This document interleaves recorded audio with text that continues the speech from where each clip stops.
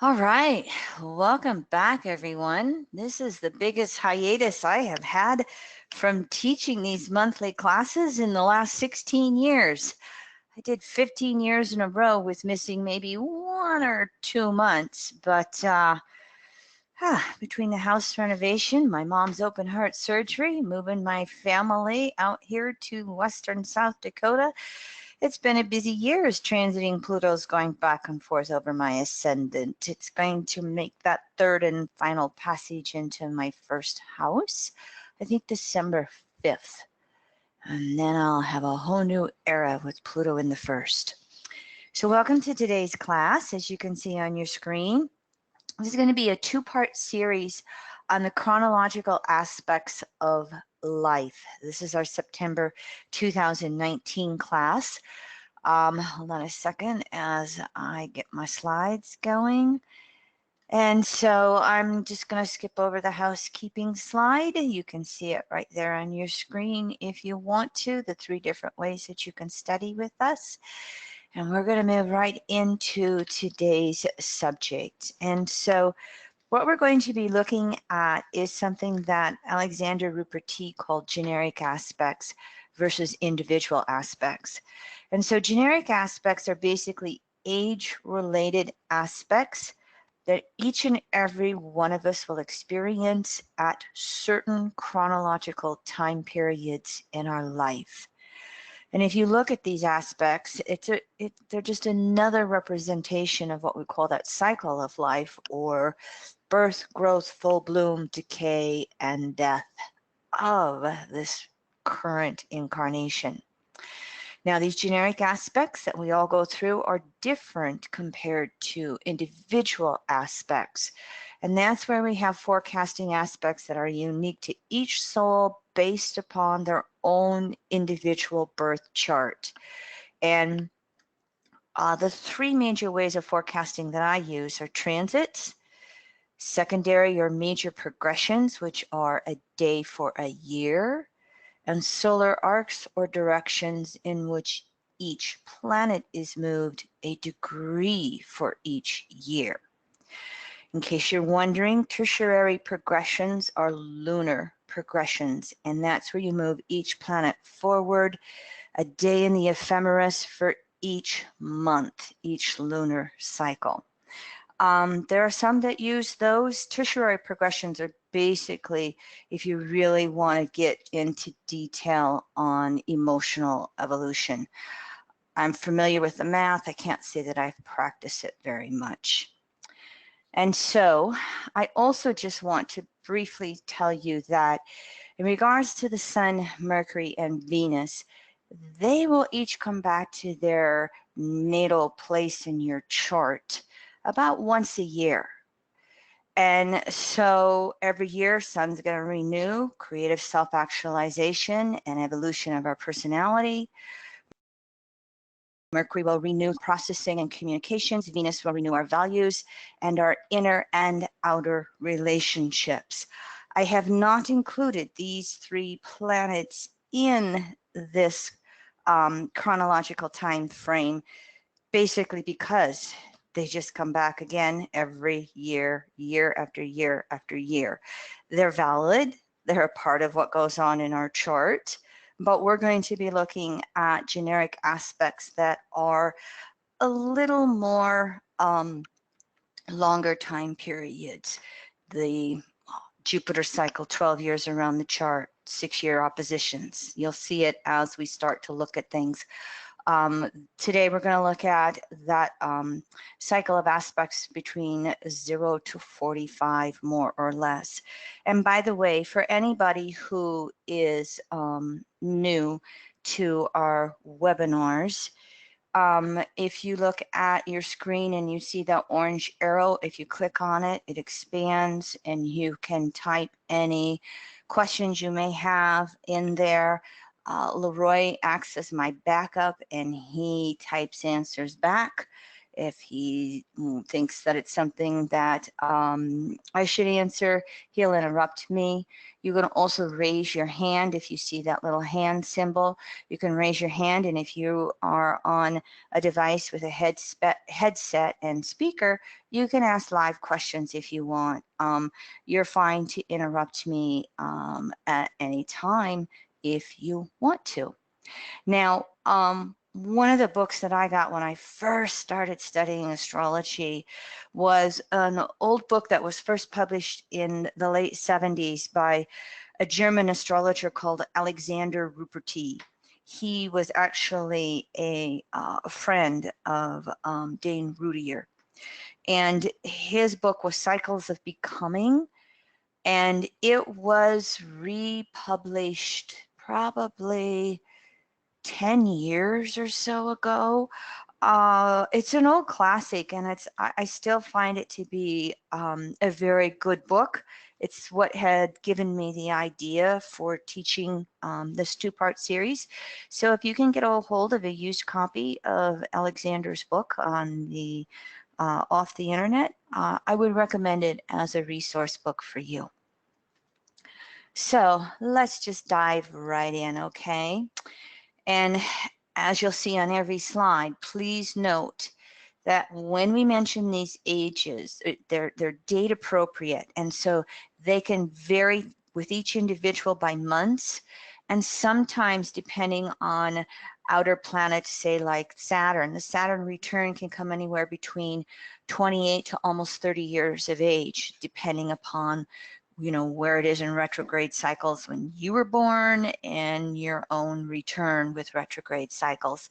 So while we're going to list these dates by years, again, they will vary a little bit. If you see a minus sign, it's going to be before, less than that date or your year.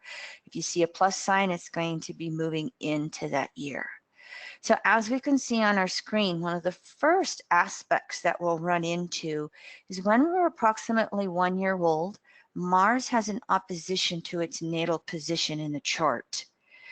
And so for those of you who have been around any children, and I recently, in the last few weeks and month of my life, have a 9-year-old niece, have a 8-year-old great niece, just had a girlfriend get married with a little 1-year-old, and between her and her partner, they also have a 5, 6, and 8-year-old. So I've been around some children recently, and I've been going, this is interesting to prep this class and observe these little souls that I see running around in my life.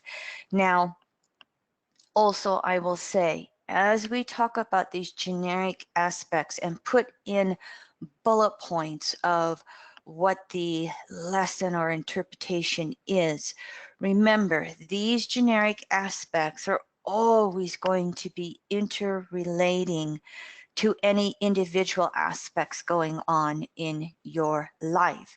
And so it can vary the range of interpretation to any of these generic aspects. And I will again example this as we go through class from time to time. And so one of the very, very basics of evolutionary astrology is observe and correlate. You have to observe the soul of the chart in question and correlate where that chart is actually coming alive and acting for them.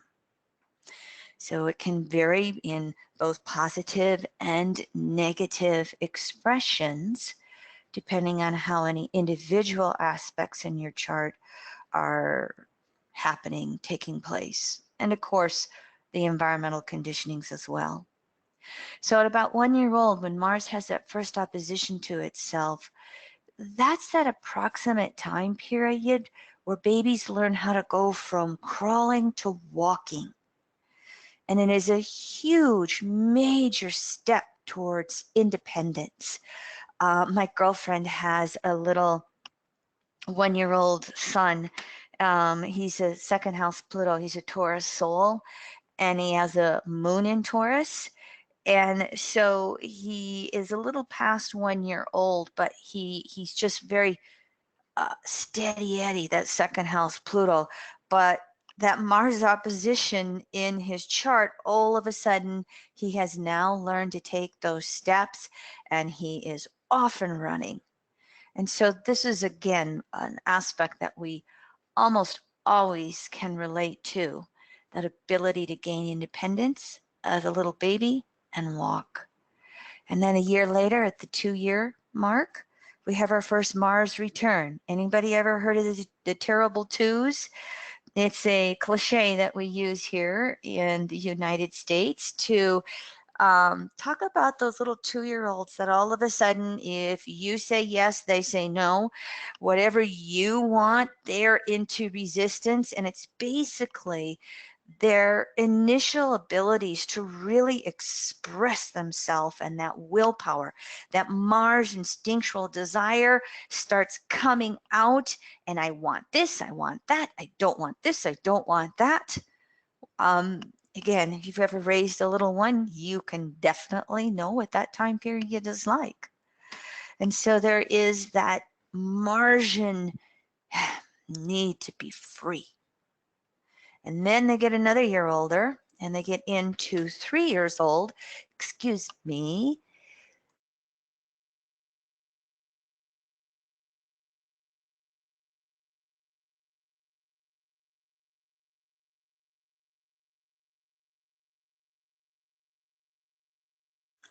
All right, I'm back. I had to mute myself. Felt a sneeze coming on. Mars wanting to express itself. When we reach 3 years old, this is where Jupiter is going to have that first waxing square to itself, to its natal position in the chart. And if you start to observe the little ones around you, by about that 3-year time period, for the most part, again, the rest of the chart will put in conditioning factors, but they'll get past that Martian resistance of the 2, and they'll get into 3, and you'll start to see curiosity starting to come out. Many times they won't be quite as shy. They will start to be a little more open into exploring the world, seeing how far they can go, to even sometimes reach out to strangers, and easier to pass from one person to another versus when they're a little baby and really needing that security. And so curiosity and growth really starts to come at that first Jupiter waxing square. Now, almost all of these generic aspects, again, are going to be the transiting planet to its natal position. There'll be 1 or 2 exceptions here, and you'll see these as we go along. So then we reach 4 years old, second Mars return. There will then again come that will that I have to be in charge of my life and I have to express myself. And I want to do whatever I want out there in that world. Then we start to go into what we call 6 years old and the first Jupiter opposition to itself. And so here again, natural curiosity and exploration of life start to come out for the most part. One more time, there can be mitigating factors in the chart.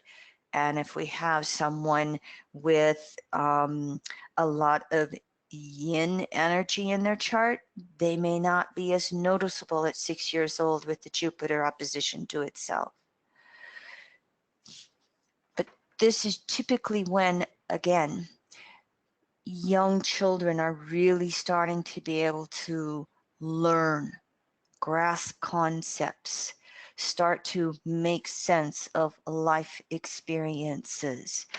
In most countries, this is when they're really starting into kindergarten, first grade. They're starting to learn Jupiter. Then they reach that first Saturn waxing square to itself at approximately 7 years of age. And this is when these little souls start to understand space and time. Long road trip with a 4-year-old. When are we going to get there? When are we going to get there? When are we going to get there? And you could say 1 hour or 3 hours, and they have no ability to conceptualize that. It's right along, and sometimes it's 6, 7, 8, but right along in that time period, they start to be able to understand time and space and the fact that we're living in it and moving through it. It's also the time that they learn to recognize mortality, that there is life and there is death. This can also be a time period when they can leave behind some of those imaginary friends. When we look at those first few years and that soul comes through, sometimes that veil between conscious unconsciousness is pretty thin until they get to that 7-year age time frame, more or less. So that imaginary friend can actually be souls that they see in spirit world. And so by 7, that starts to become, the veil starts to become thicker, and they kind of almost settle into, oh, I'm now in the physical world. I'm in the space-time median. Exceptions to the rule if there's lots of Neptune, Pisces, 12th house in the chart, okay? This is also a time period where there is a natural transference from what we will call the nurturing parent to the authoritarian parent. Now, traditionally, that would be a transference from mom to dad, but in today's world, the nurturing parent can be either gender, just like the authoritarian parent can be either gender as well. And if they've come through life up to this point with having their needs nurtured, and they've gathered some degree of my world is safe, I have parents, then they can, again, naturally go from the cocoon of the nurturing parent out into the world. I want to go explore that space-time arena out there.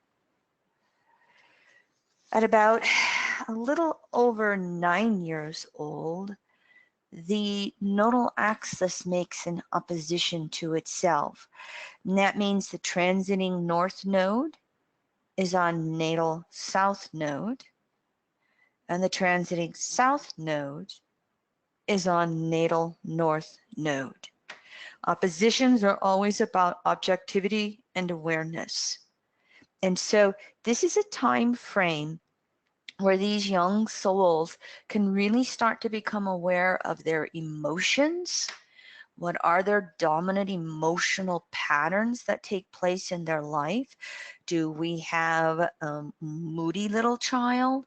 Do we have an easygoing, friendly, emotional child? The rest of the chart, the natal chart, will show those patterns via the moon and the natal nodes and wherever Cancer is and whatever's in the 4th house. But this is where the child itself starts to be able to reflect and go, oh, these are my emotions. This is what I feel. And there's a need for emotional security here, but there's also a need for emotional objectivity. And this can be a time period where the parents can come in and actually work with the child on emotional levels. Why do you think you feel this way? Why do you think this emotion is going on for you? And any of us in the world of astrology, absolutely love what it can do for children when you can look at their charts and just as a parent objectify these emotions to then help that with the young child as well. We move along, and at 12, we have that first Jupiter return. And this is where we really can start to grasp larger concepts of the cosmos, where we start to understand what we will call religion and spirituality. This is also where we start to recognize a truth versus a lie. And we can recognize it within ourselves. We can recognize it with others. Young adults or teenagers, preteens, may call the parent out on the lie. Their own intuition, that do as I say, not as I do. The child may call the parent out on that because it's starting to recognize, wait a minute, you're not walking your talk. Now, this is going to be relative by how it is expressed according to the evolutionary state of the soul. Obviously, if we have a consensus 12-year-old, they're going to be pretty much buying in to whatever the environmental conditionings are of the parents or their community that they're being raised in.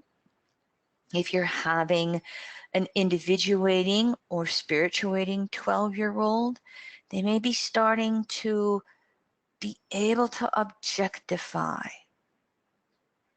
I remember being, close to that age, maybe a little older, and just being able to recognize on my own that I had a father with emotional issues. And he couldn't process his emotions. All he could have was anger and rage as acceptable emotions. And I could remember pondering that and thinking, that's not right. I didn't know for sure what was right, but I knew that there was something wrong with that. This is also going to be a time period where there is a natural desire for freedom. Jupiter, Sag, ninth, the grass is always greener on the other pasture, and I want to go, I want to play, I want to explore, I want to have fun. And so it's very helpful at this time period if parents can start to work with the child on expressing their freedom as they're beginning to just walk into that teenage time period, which many of us will know at approximately 14, when we have the first opposition of Saturn to its natal position. It is a natural time period to rebel against our parents and to rebel against authority figures. And that's because we're wanting to assert our own individual authority. And if you think back long enough, tens of thousands of years ago, this is when puberty hits. And in natural law, we could survive in the wild at this time period. We would be the next step into having children because we were lucky if we made it past our 20s into our 30s out there with the saber-tooths and everything else. Nowadays, with our helicopter parents, we, don't always allow the teenager to rebel. And so when you have young souls at this age frame, the best thing you could do is give them those natural ways to assert their own authority so they can feel their own sense of independence, their own sense of authority, that they can be making their first steps out into that world, good, bad, and indifferent, and allowing them to make the mistakes of learning. Moving on, at about 18, we have that second Jupiter opposition to itself. And this is where peer pressure can really start to come into everything. Not that it doesn't in between 14 and 18. If you've raised a teenager, you all can know what peer pressure is. You may perhaps remember it from your own teenage years. But here is where the Jupiter opposition to itself has that potential to understand who we are in contrast to the other, in contrast to the group of our own similar age, in contrast to other people in our life, whether, parents and family, or whether it's society, or whatever groups we may be exposed to within our upbringing. Now, what can get distorted here is that one of the distortions of Jupiter Sag in ninth house is if we can't stand in our own authenticity, we compromise on who we are, the go along to get along. And so we can compromise to our peer group pressure instead of individualizing and being uniquely who we are. And if we compromise to that peer group pressure, this second Jupiter opposition is just going to create this, this natural discomfort within ourselves, alienation sometimes to be ourselves. And if, again, if we cannot do that at this time period and we fall into following the crowd, it can set up a lifetime of compromising on who we are. And it can create more intense experiences with some of these other age-related aspects as they come along later in life throughout 20s, 30s, and beyond. And so this is, this is a subtle one to kind of recognize and encourage if you have a young adult. Can you be you? Can you be yourself regardless of the crowd? We think of only Uranus as individualization, but when you're looking at Jupiter and authenticity, this is a very important passage time-wise. And right after that, or right along with that, comes the first nodal axis return, which is where we are really having our first opportunity to have emotional maturity on a real grounded level, because the transiting north node passes over its natal spot when the soul was born. Transiting south node passes over the natal south node, the nodal axis return. And so here's where we understand all of those emotional karmic patterns from the past, the south node, and how we can break free north node on north node with a little understanding and or encouragement from parents and mentors in our life. If we don't have that, if we have real strong conditioning factors in our world, or perhaps certain individual planetary aspects, this can be distorted into re-imprinting our emotional karmic patterns and becoming stuck in them. This is where we learn to tell our story, whether our story is, my boyfriend or girlfriends always leave me, or I'm a loner, nobody wants to be friends with me. Pick your emotional pattern and the story that will come from that. And so if we're not having this assessment of our emotional patterns and working to evolve them, we're moving into young adulthood now, we can really create a lot of emotional codependencies that, again, will just get reinforced and re-imprinted as we go through life.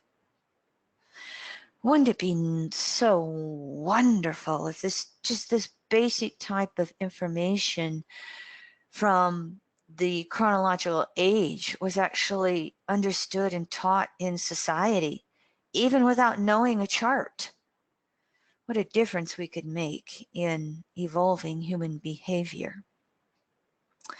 And of course, when we get to the time period of 21, more or less, we've got two major aspects going on. The first one is a Saturn aspect, and this is where Saturn makes the waning square to its natal position. Instead of saying first quarter square, last quarter square, I'm saying waxing and waning because it's simplifying, and I think it can be helpful in just recognizing which square we're talking about quite easily. So when Saturn is 3/4 of the way around the chart from itself, the last quarter squares, waning squares, are crises in consciousness. And so here is where we're first running up against those limitations of space-time. And what's meant to happen here is an acceptance of whatever our life circumstances or situations are. You know, I was born into lower middle class. I'm not upper middle class. Well, what can I do about that? So we have to understand and accept wherever we are in the space-time spectrum before we can make efforts to mature and take on the responsibility to change it. And if not, we can get caught up in that distortion of victimization, a refusal to grow up, and even, you know, a laziness or refusal to make the necessary efforts to take charge of our life. So the crises in consciousness at this Saturn waning square is those Saturnian words, self-responsibility, self-discipline. What efforts are we making at this point in our life? So along with the, excuse me, Saturn waning square to itself, we will also have Jupiter making the first quarter square to its natal position, the crises in consciousness. This is kind of like a counterbalancing to the Uranus waning square, because Uranus first quarter square itself, I want to break free. I want to be me. I want my independence. I want to go out into the world. You know, in today's natural society, this can be close to that time period where you're either graduating from college or some type of higher learning. You're out there working. Maybe some of you might be parents already, but for a lot of us, we're really trying to break free from family and society. And that I got all this freedom, well, I can stay up till 3 o'clock in the morning. I can go to the clubs, or I can, you know, decide that I want to, you know, pack up my backpack and go traveling, or whatever we perceive it is that we want to do. And so again, it's another interesting little time frame between Saturn saying accept responsibility and Uranus saying, but I want to be free. And so how are we each going to address that? And then again, the whole natal chart will come into this picture with its own mitigating factors. So as parents, just knowing this, you can be counseling the young adult. You can have all the freedom you want if you accept responsibility. It's like Leroy has been saying to our young adult, who I think is going to be, let me do my math, 24 in November. You know, he's always like, you got to do the work and then you can play. And because we have a little soul that's more inclined to freedom and playing than responsibility, although he has been making much improvement in that area. Maybe because his dad has said it so many times, it's been sinking in a little bit. Or he wanted to move to another state, and we're like, fine, we're very encouraging of you to do that, but understand that if you're going to move that far away, you're on your own, babe. You got to accept that responsibility. So when we reach about 24 then, and we move into that second Jupiter return, here we are moving through our 20s as a young adult, and we're really starting to figure out how society works and what do we want to be and do in society. And we're also starting to really understand how relationships work. There's just been this natural maturing that's taking place into adulthood. And that second Jupiter return is basically to be, it's a natural time period to just say, oh, This is how everything works. And this is what I have to do to be a part of it. This is how this is how this is how I need to operate in the giving and receiving in an intimate relationship. Of course, you can see distortions that'll come from this if we're living the lie or if we're compromising on ourselves, as we've spoken earlier with Jupiter. Then, this could be a time period where relationships are not working. And Jupiter, again, will bring us alienation from time to time, or we're not integrating into society so that we can go, what's going on here? Why do I feel separate from society? So we have an opportunity to understand who we are, unique and authentic to ourselves, to stand in our own truth versus, say, live a lie we've been conditioned with by family or society. And here can be where there is a deepening awareness of our own religious and spiritual principles. Not that there aren't individual aspects that can make something like this come earlier or later in life, but this is a natural generic time period where we start to ponder our own beliefs versus what we've been conditioned with by family, society, community, religious factors, etc. Oh, these are my beliefs. And again, it can range from born again to atheism to understanding natural spiritual principles. It can be all across the spectrum depending upon the evolutionary state of consciousness and the individual factors in any particular soul and their chart. All right, I'm going to take another drink here before we move on. Making sense for anybody? Everybody? Questions as we're moving along with this?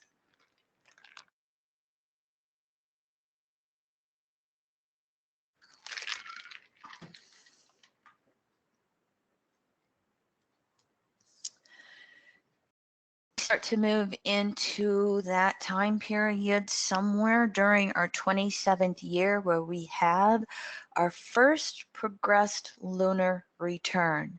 That means that progressed moon, which moves 13 to 15 degrees a year by major progression, comes back to its natal spot in our chart.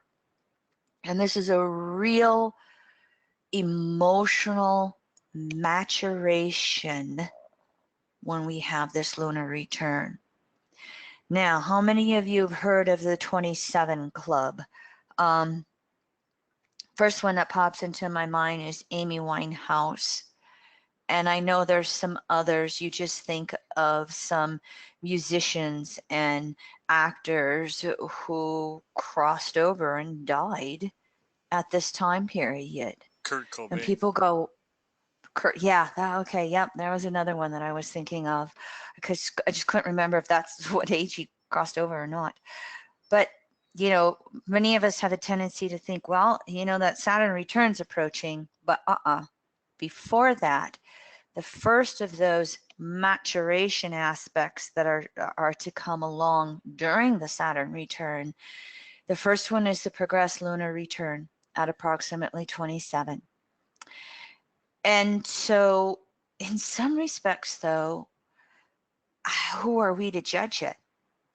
There can be some souls that come in and check out at 27 on that progressed lunar return, and whatever the emotional lessons were, they learned them in that life.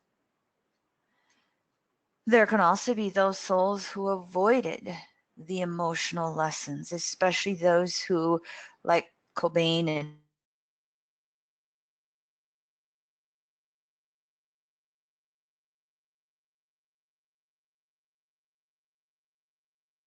success. And because those emotions were suppressed or distorted, there was a real strong influence on going emotionally overboard to the point that it cost them their life.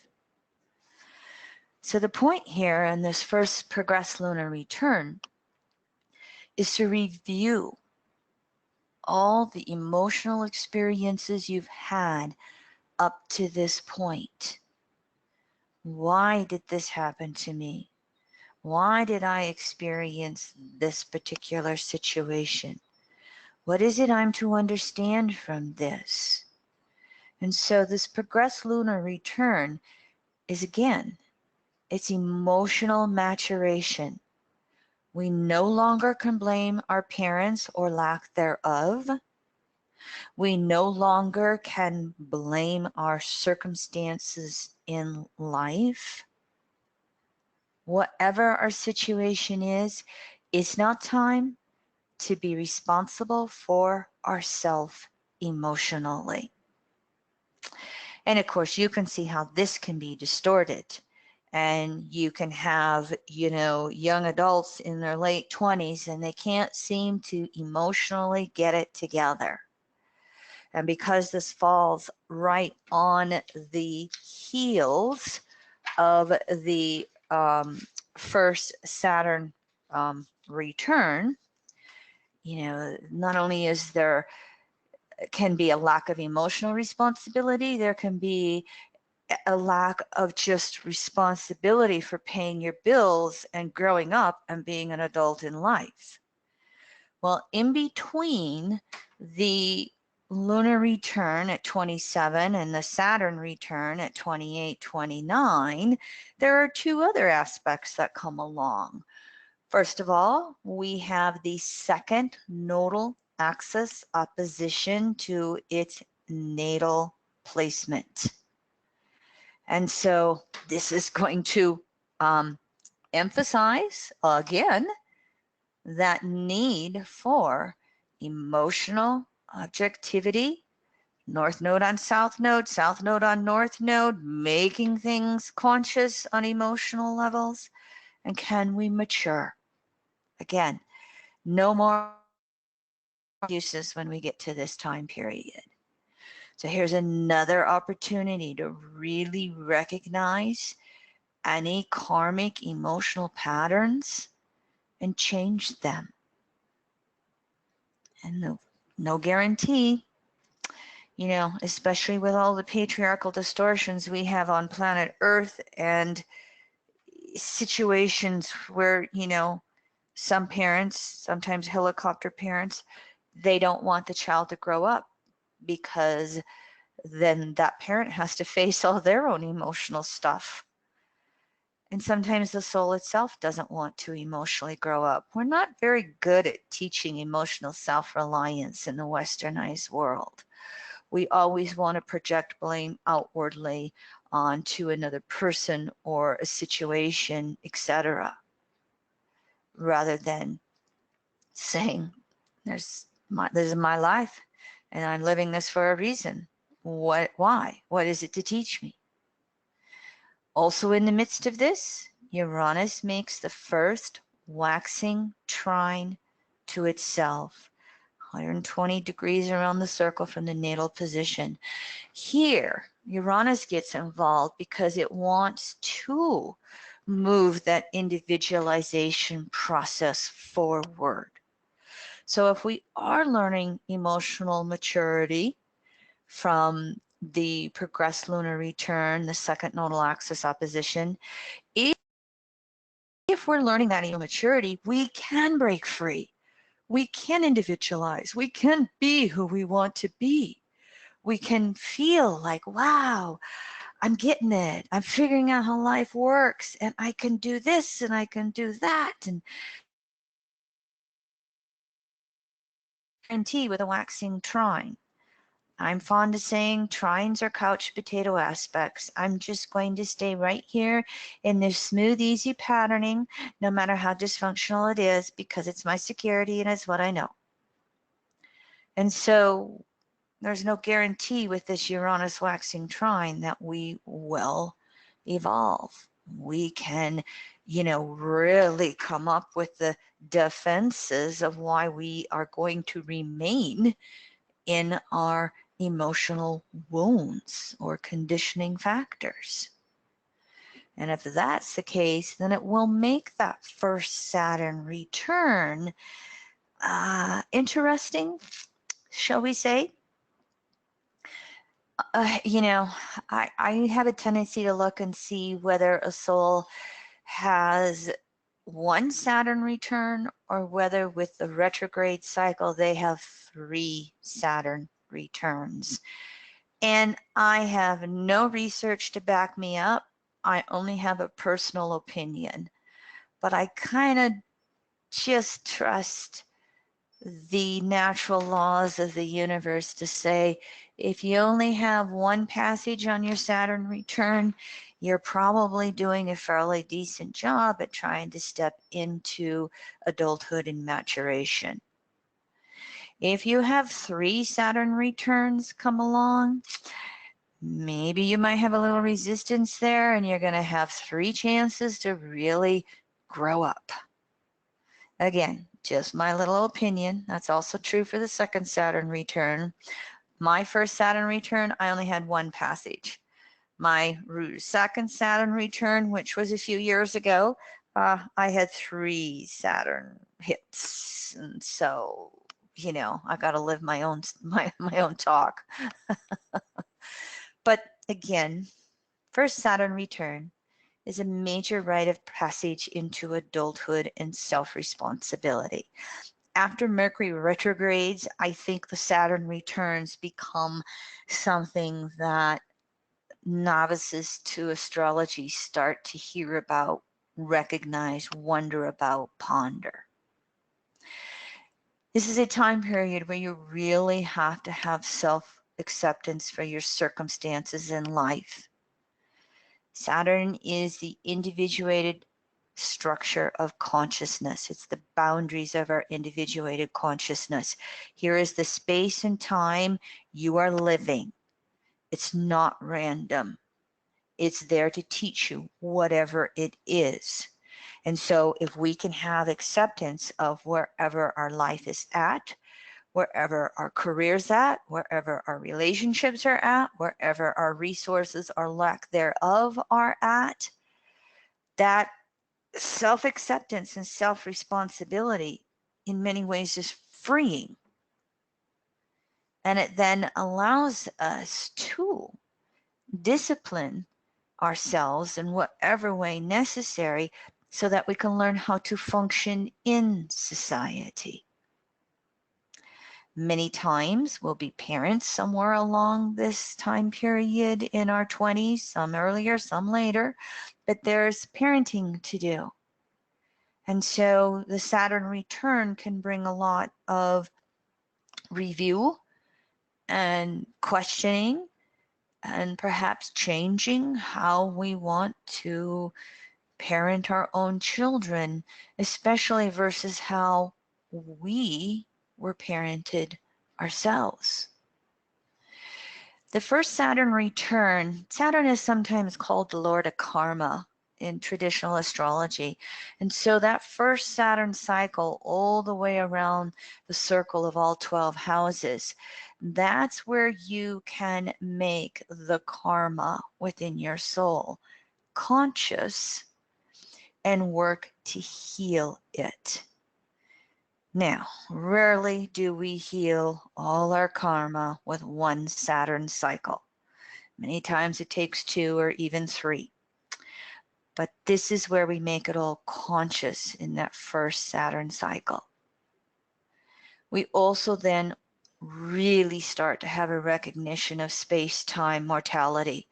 We've been on the planet almost 3 decades, and I thought I would have won the lottery or been a millionaire or had the love of my life by now. Oh, it's passing me by. What am I going to do? So some of the distortions that can happen here is we can refuse to grow up. And that, of course, can create more difficulty in our life, even re-imprinting all of our old karmic patterns. We can have despondency and depression because that space-time reality of our world isn't what we thought it would be when we were an innocent teenager with all of life ahead of us, it can be quite a letdown to have to accept your lot in life. And yet it's not random. And if somehow in our society we could be able to teach something like this, it would help with the whole maturation process during this time period, and instead of acting out or giving up and settling for yesterday, we would actually then do something about it. We would mature. We would learn how to function in society. We'd be a part of changing society if we didn't like the way things operated. And that potential is there. Again, it'll be across the whole spectrum, depending on your own individual chart, your conditioning factors, and your own evolutionary state of consciousness. Now, we are done with this time period. 2 more aspects come along at 30. So here is where the progressed sun-moon angle returns to whatever its natal position is. So just think for a moment where sun-moon is in your own chart. I was born 2 days after a new moon. So at 30, the sun-moon came back to that same position in my natal chart. It'll do it at 30. You'll see next class, it'll do it at 60. And so here is the solar lunar energy within us, which are 2 of the strongest life forces we have with the planetary energies. Our solar side to creatively express ourselves and self-actualize, and our lunar side, which is our ability to empathize and emotionally interact. This first progressed lunar return is one more of those emotional maturation aspects that come in the late 20s to early 30s.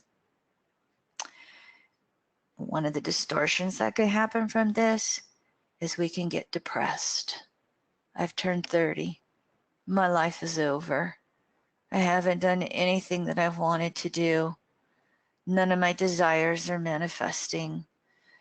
I think I'll sit on the couch and watch TV. This is a time period where you are meant to get up off the couch and make that Saturn return effort to do something as you move into your 4th decade of life. This is also in this time period at approximately 30, where we have the 3rd Jupiter opposition to its natal position. So we have the ability here, or the potential, to really understand what's going on, to become even more aware of how the universe works and where we exist in it, and what do we want to do about it. This is also a time period whenever you have Jupiter aspects to itself, there will always be a time period for self-honesty. So what is it that we have to recognize about ourselves? And what is it that we then have to do to grow up and to start being productive as we move through the 2nd Saturn cycle of our life?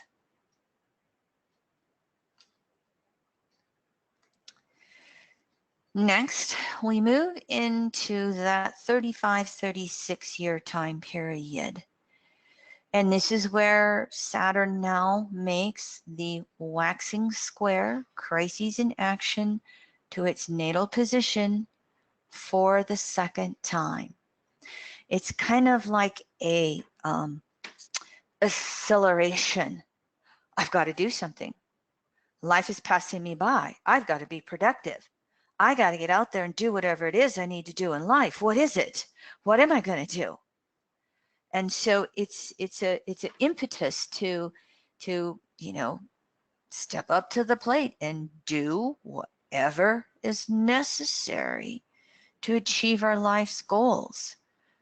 We're still young, especially from the perspective of the 60s and 70s. We're still young. There's still time to go back to school. There's still time to get married. There's still time to have children. There's still time to, go climb Mount Everest or whatever is, your desires or a bucket list if you're starting to make one. But here's that quickening to, again, get up off the couch and act, do, discipline. And of course, no guarantee, this can be a time period where we will fall back into that despondency and say, I'm never going to make it. I'm never going to get past this, lower class income of mine. I'm never going to, get anywhere compared to my high school classmates, or friends. We can give up here. If we don't motivate ourselves to do something, we can give up. And that's going to have a real strong impact on the third Jupiter return, which happens at more or less the same time. If we give up, we can become even more disillusioned with life and perceive ourselves as a failure compared to others.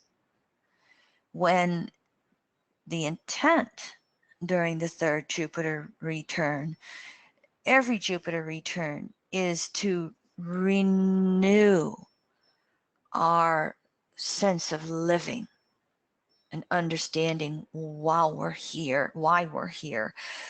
Again, every Jupiter return, as you think of the pebble dropped into the pond, every Jupiter return is a ripple going further out, out, out, out. In other words, you're expanding in consciousness your ability to really understand the universe, how it's put together, how it operates both in natural and distorted or patriarchal ways, and then how you're going to choose or not choose to participate in all of that as you understand it. So those middle 30s can be another one of those time periods where we move forward in life or we let go and give up or settle in some way. If Jupiter's not into its authenticity, we can be so caught up in living a lie or compromising on who we really are to stay in XYZ relationship because we perceive it to be the last one we'll ever have in our life. Or we settle for this job because we don't think we can do better. And this is going to have a strong impact then on this next aspect around 37 plus, in which we have the second nodal axis return. Transiting north node goes over natal north node. Transiting south node goes over natal south node. And so here again, another opportunity for that emotional maturation, to renew ourselves emotionally, to see if we can continue to evolve and grow emotionally. Another thing that will come along on this second nodal axis return is we can become so conscious of what our emotional patterns are from a karmic perspective. Oh, yeah, I recognize that emotional codependency. I really recognize my tendency towards emotional isolation. I recognize this emotional situation, that emotional pattern. By the time we reach these middle 30s, we've repeated these emotional patterns enough. And so here's that opportunity to say, what am I going to do about it?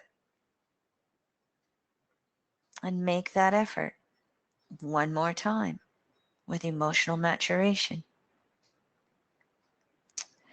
A few years later, we move into a series of aspects that are known as the midlife crises aspects. Let me see here. There's 1, 2, 3, 4 of them. And we'll look at these now. And so the first one that's going to come along is somewhere around 41, 42 years of age. Neptune has made it a quarter of the way around the circle from its natal position. So Neptune makes a waxing square or crises in consciousness to itself. And this is, even though the waxing square is a crisis in action, what are we gonna do? With Neptune, which represents our beliefs on some of the deepest levels possible, which represents how we are trying to spiritualize in any given lifetime and have that direct one-on-one relationship with Universal Source. This can still be a deep crisis in our beliefs. It's Neptune to Neptune. What do I believe?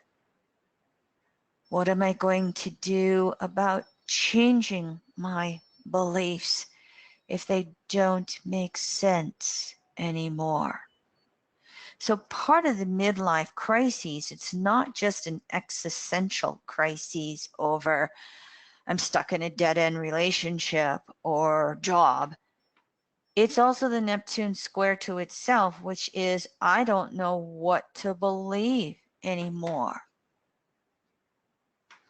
I don't know what to make sense of in regards to my life. I thought I had it all put together. I thought I had the job, the house, the car, the relationship, the kids, the blah, blah, the whatever. How come it's not satisfying me? And it's because at this Neptune waxing square to itself, this is the time period to evolve into new beliefs, to broaden our understandings. And whereas the Jupiter returns and oppositions and all the Jupiter various aspects works to do it on a more conscious way, here it operates very subtly. And if you're not aware of astrology, you can really get caught up in a sense of defeat and depression. Oh my gosh, I've made it to 40 years old and I still haven't manifested this. I still don't own a house and I've always wanted to be, a homeowner. I still don't have a marriage or whatever it is. I still haven't manifested this.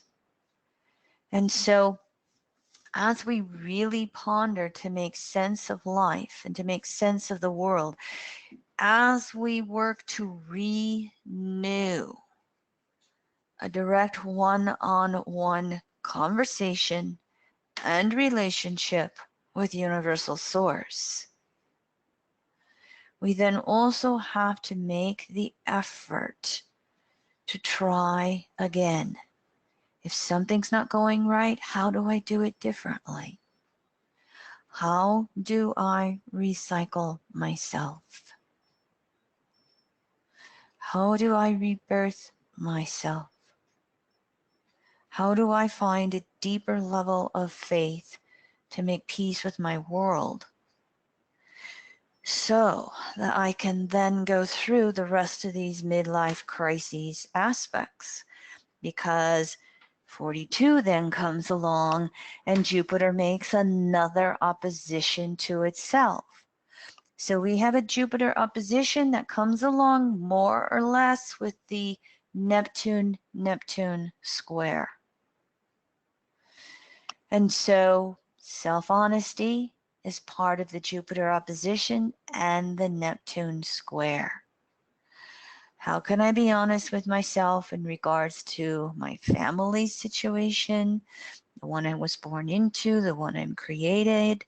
How can I be honest with whatever relationships are in my life, with where my career is at, with where my resources are at, with whatever my space, time, and medium is at? What have I been able to achieve? What have I not yet achieved? Does my life have any purpose, value, meaning?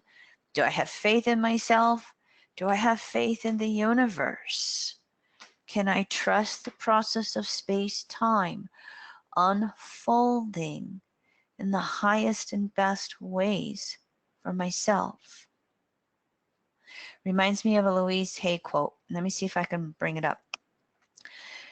Everything I need to know is revealed to me.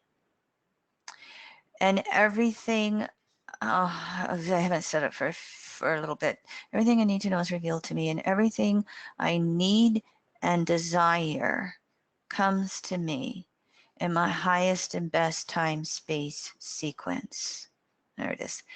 Everything I need to know is revealed to me, and everything I need and desire comes to me in my highest and best time space sequence. Old Louise Hay quote that I found in my late 20s, right around just before my Saturn return. I added a few words here and there. I put in the word desire that I've said off and on for the last 30 years. And of course, we can really, with both the Neptune square to itself and the Jupiter opposition, we can really get into playing games with whatever our life circumstances are if we don't have an ability to dig deep during this midlife crisis and figure things out. We will most popularly know this midlife crisis as the Saturn opposition to itself, which comes along at approximately age 42. And if we are, quote unquote, living the lie, if we are ignoring the individualization process, then we can have some stuff kind of blow up in our life. The partner divorces. If we're a female, the partner divorces and goes for the younger model as a wife. We can have the partner divorce us and they hid all the money in an account that we don't even know about or that we can't get access to. We can get the pink slip with work. We can have a health crisis come up. The Uranus opposition is all about being able to be aware of all our conditioning factors and to really understand what we need to let go of, where we need to break free, where we need to be that group of one. The Uranus opposition to itself is all about objectivity. Can I really be objective with myself and with every relationship I have in my life? Can I be objective about my career? Another example can be the person who became extremely successful financially, but it has no value or meaning, and so they walk away from it. There's the Neptune waxing square and the Jupiter opposition involved in that. This is where we have to really be ourselves.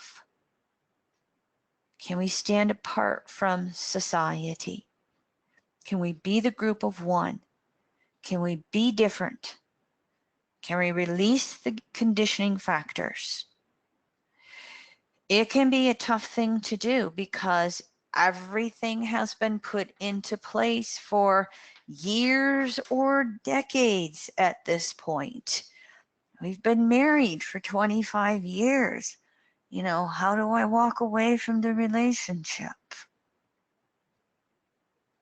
So again, with Uranus, we pay attention to the element of repetition about the future.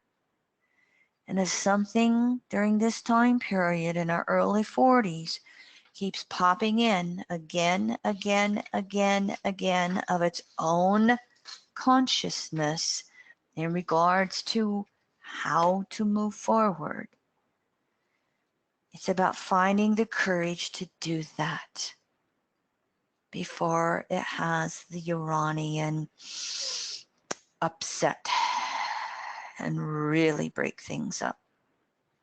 Those of you who have come through the midlife crises aspects in your early 40s, you can probably reflect upon these kind of easy, know what I'm talking about. And of course, in addition to that Uranus opposition, we also have Saturn make the second opposition to itself in that 43-44 year time period. So Uranus and Saturn act like a 1-2 punch here of really having to mature, evolve, break free. The second Saturn opposition is another maturation point and a time period to review what has and has not been achieved. It can be a time period of rewards from prior efforts. Same thing with the Uranus opposition. If we've been making that effort to individualize, if we have been making that effort to mature in our world, whether it's career or relationship or our spiritual growth, there can be rewards with both of these oppositions. There's nothing fated that it has to blow up in your face. The cliche is karma ranges from 100% negative to 100% positive. Just depends on what our prior efforts have been that brings it into the full bloom manifestation of an opposition. So yes, we can have the letdown depressions because we haven't been able to achieve desires and goals, but we can also have the rewards around here. Again, it is unique to each of us and our own efforts and understandings and efforts from those understandings. So with this second Saturn opposition, the lesson here is to really be able to make peace with life circumstances and really be able to accept self-responsibility for everything in our world. All right, this is the last of my slides. I will cover from 45 onward next month in October with that class.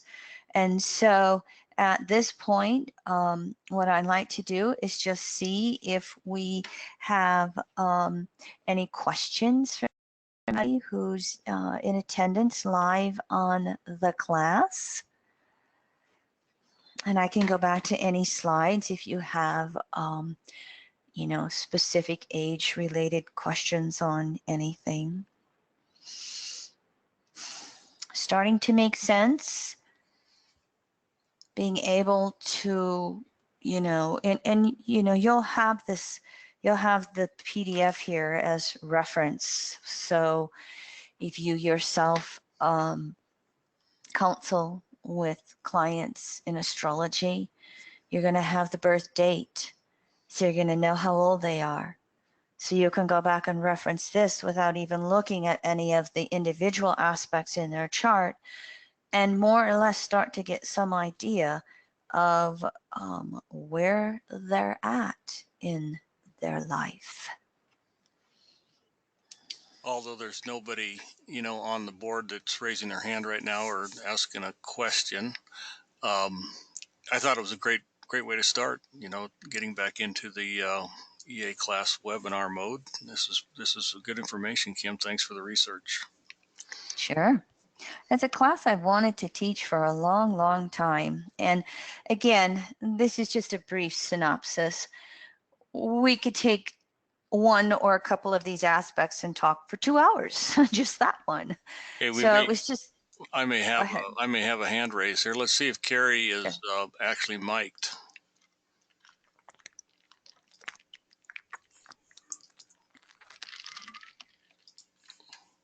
Carrie, are you there? I see a hand raised. Maybe it was inadvertent on her part. Well, and if we're not hearing you, so if you're trying to speak, just keep speaking, just keep trying. And there you go. There's somebody with a USB headset or a device. Try again. Speak again. You can't hear me? Now we can. Oh, can you? I'm sorry. I've never done one of these before, so I'm sort of flying a bit blind, but that's okay. No, I did send an answer saying not Mike, but I spelled it not mice, so it's probably best you didn't see that.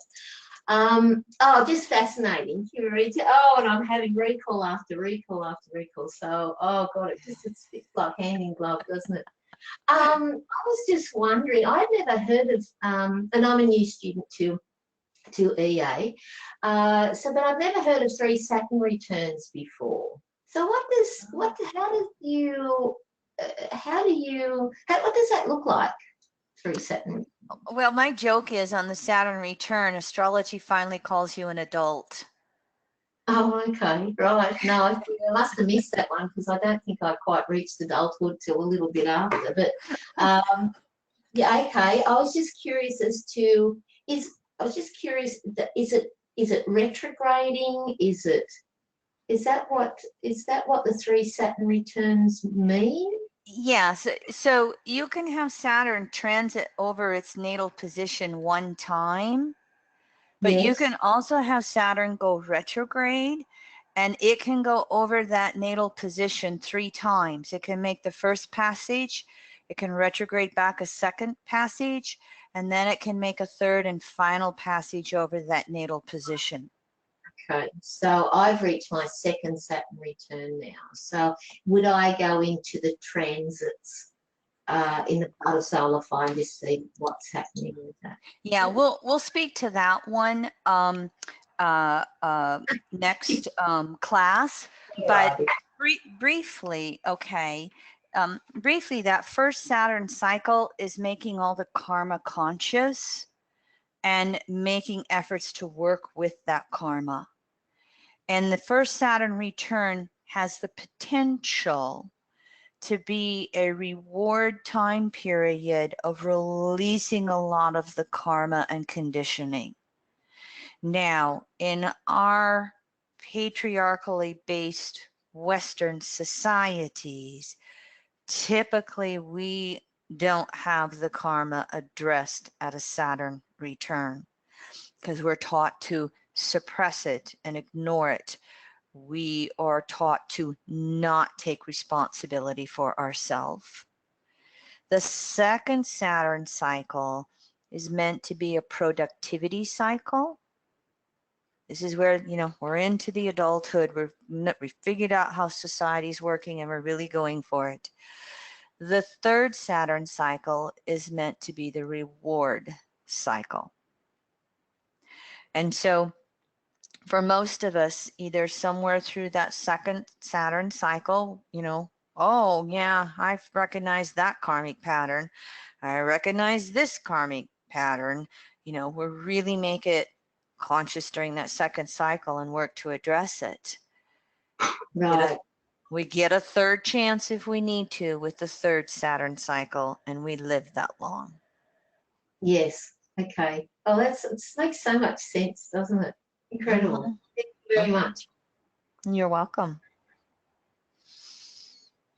Anybody else have any questions on anything we covered today?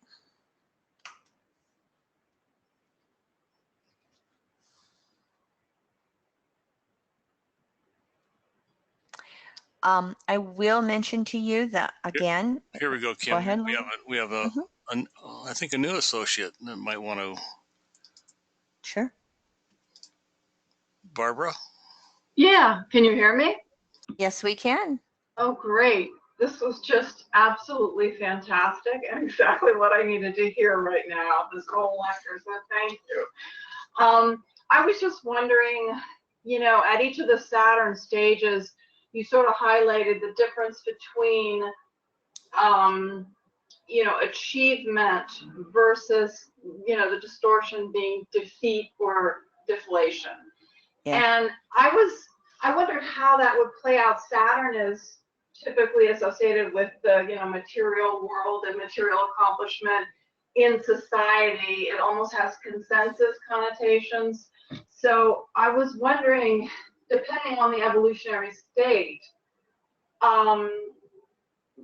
might that play out a little differently? Like you might not, at the second Saturn return, you might not have career or material success, but you could have overcome, a super karmic block or a major healing. I mean, can it play out a little differently that way?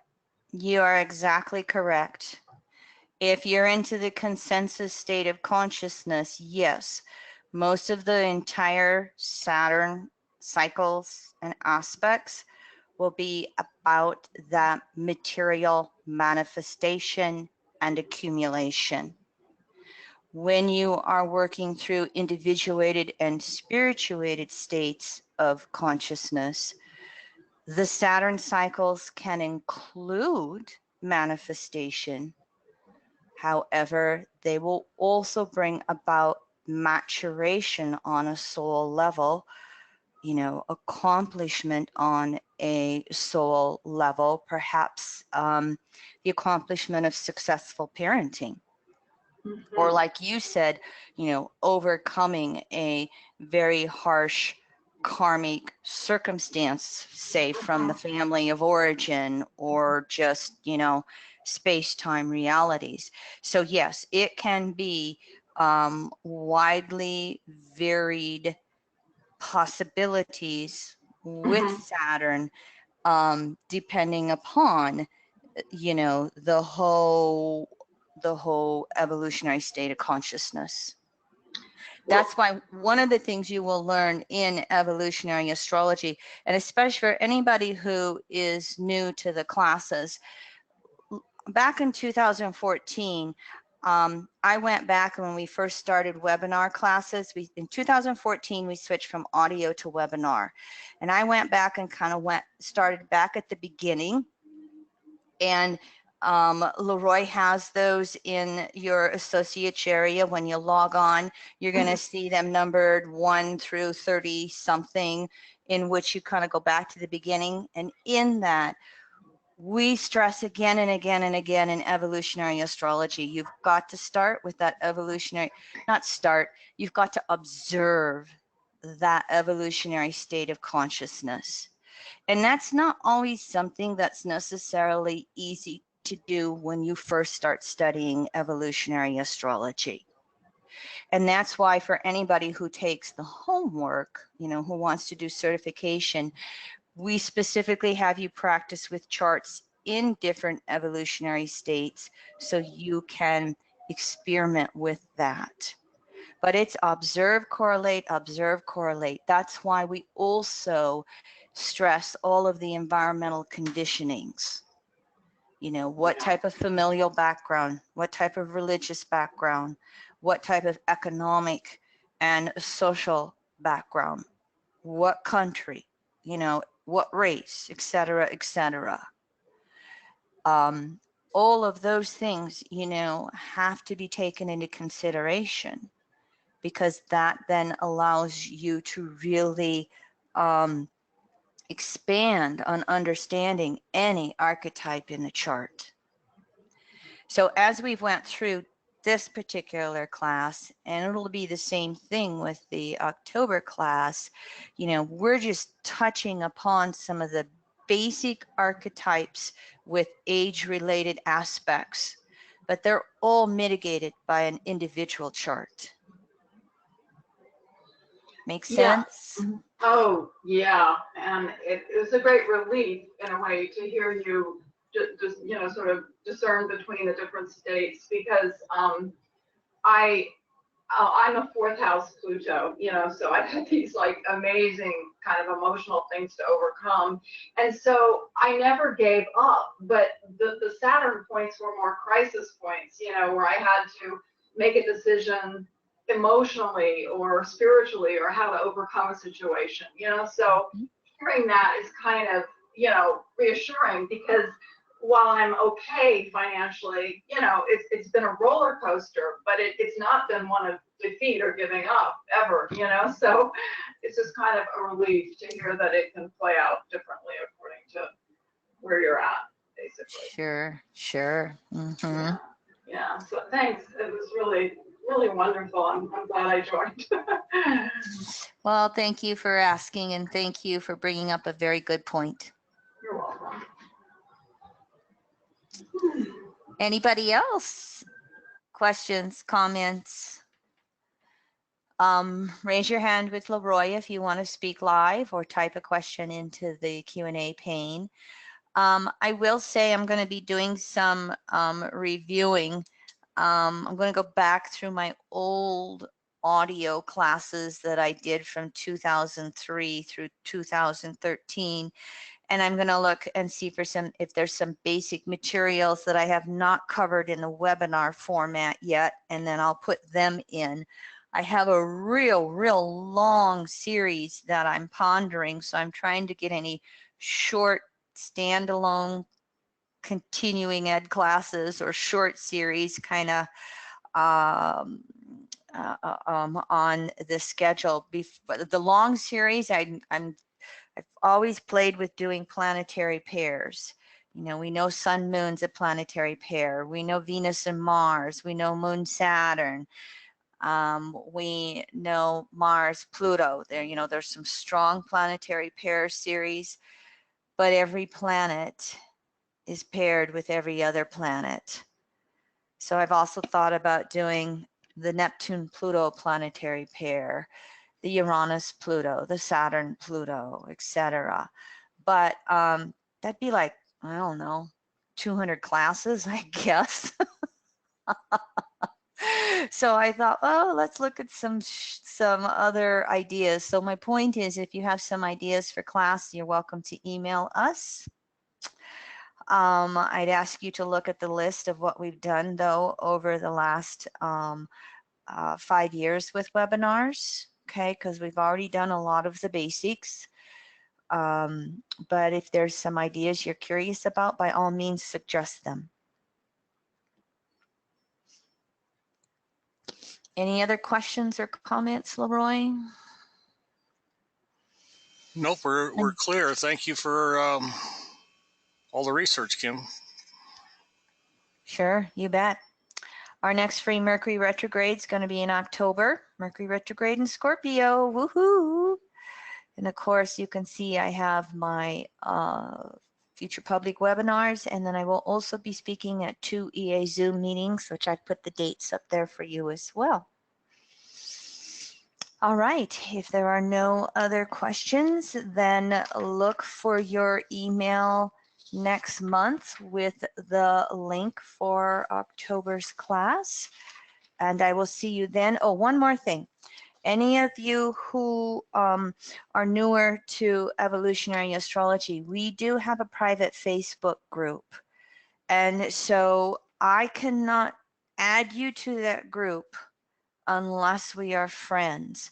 And so I always say, if you are on Facebook, send Kim Marie Weimer, Weimer, Rapid City, South Dakota. Send me a Facebook friend request. And once we become friends, then I can add you to that Facebook group. And that's where we also do some Q&A. And I really like doing it there because if somebody asks a question, everybody gets the answer. Everybody gets to interact back and forth. So any questions between now and next month's class? If you're on Facebook, that's where you go to ask your questions. All right. Thank you very much, everyone. And I will see you next month.